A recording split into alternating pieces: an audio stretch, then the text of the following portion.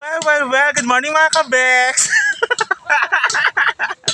Ayan, nandito po tayo ngayon sa may Kawayan. O, diba? Ayan. At kasama ko si Arlon. Ayan si Arlon. At si Elmer. Ayun. O, diba? Nagtatrabaho yan. Sipag kami eh. At si Arlon nag-grinder. Ayan o, diba? Nag-grinder sa mga kabeks.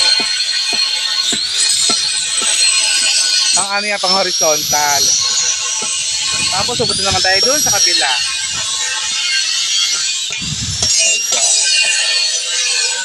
Hello! Dito pa sila. Oh, ayan pa. Oh, ayan. Tsaka si Arce, ayun. Bongga!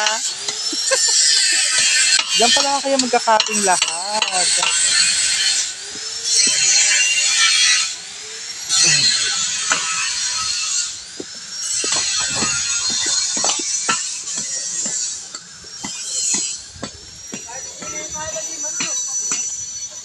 At syempre, ayan sila, Evangelista family.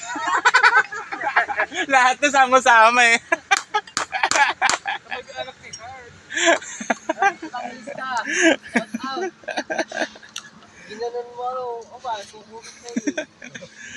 Diba, bong. Magagawa sila ng cupping dyan mga kabeks.